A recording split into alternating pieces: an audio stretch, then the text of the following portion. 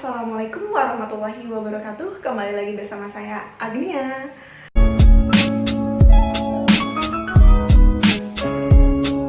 Pada video kali ini, aku mau share tips menulis bagi penulis pemula.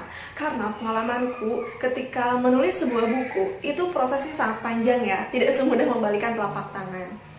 Menurutku, menulis itu ada yang berbakat dan ada yang dia ingin bisa karena berlatih.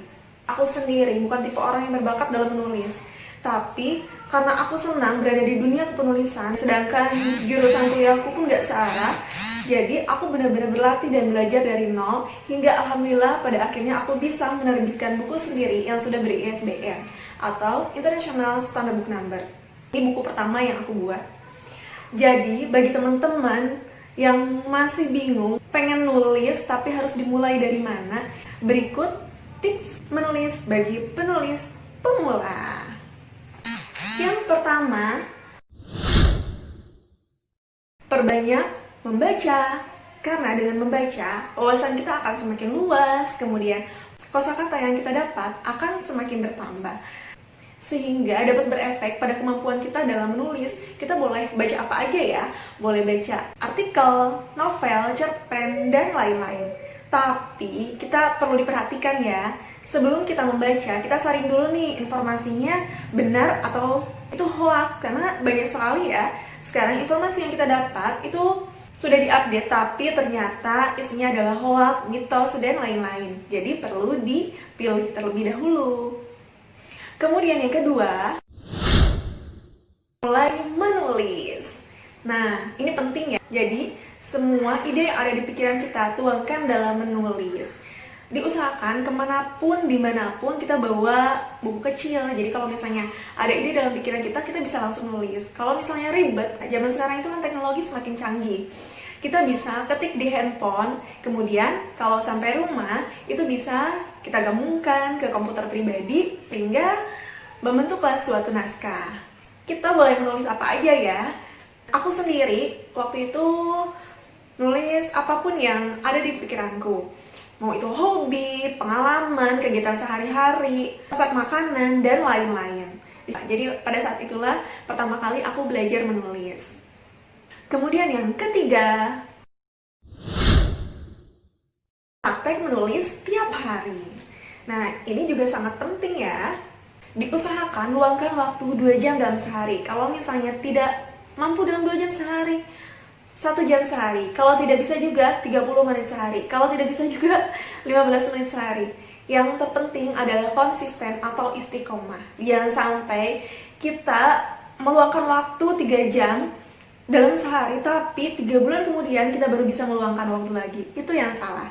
Diusahakan adalah konsisten, walaupun sedikit. Ketika kita sering, maka akan semakin mahir. Ibarat pisau, ketika sering diasah, maka akan semakin tajam. Kemudian yang keempat, minta koreksi dari teman. Ketika kita sudah selesai menulis, minta koreksi kepada teman. Usahakan teman yang sudah berpengalaman dalam menulis ya. Terimalah kritik dan sarannya. Kemudian kita evaluasi apa sih kekurangannya, lalu kita perbaiki. Insya Allah tulisan kita akan semakin baik. Kemudian yang kelima, mulai membuat blog. Ini pertama kali juga aku menulis. Selain di komputer pribadi, aku memberanikan diri untuk menulis blog. Karena dengan kita menuangkan tulisan di blog, itu banyak orang yang membaca tulisan kita. Sehingga aku sendiri merasakan efek dari ketika menulis di blog, yaitu menumbuhkan rasa percaya diriku dalam menulis. Ini contoh blog pertama yang aku buat, itu tulisannya masih acak-acakan ya, gak menentu gitu. Jadi setiap ada yang ada di pikiranku, aku tulis dalam blog. Tapi alhamdulillah ketika aku tulis dalam blog ini, banyak orang yang baca dan banyak orang juga yang memberi kritik dan saran, sehingga tulisanku semakin berkembang. Kemudian yang keenam, bergabung dengan penulis lainnya. Sekarang itu asal ada koneksi internet, sebetulnya mudah sekali ya. Aku sendiri waktu itu bergabung dengan penulis-penulis lainnya di Facebook. Nah, sekarang itu sudah banyak kumpulan grup-grup penulis di Instagram, di Facebook, dan sekarang itu banyak juga di WhatsApp. Pengalamanku ketika berteman dengan orang yang sama passionnya dengan kita itu sangat penting loh, karena ketika turun semangatnya maka ada teman-teman lain yang meningkatkan semangat kita. Yang ketujuh,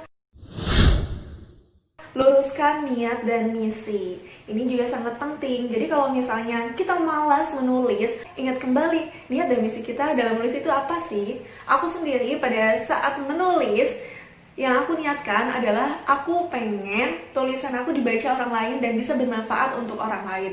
Jadi ketika aku malas menulis, aku ingat kembali dengan niat dan misiku. Jadi semangat kita akan naik kembali. Kemudian yang kedelapan, cari mentor dalam menulis. Diusahakan adalah penulis senior. Ini juga sangat penting. Apalagi sekarang itu banyak kursus dari penulis senior secara gratis. Jangan sampai dilewatkan, karena ini juga penting sekali. Yang kesembilan, jangan menyerah. Jangan putus asa.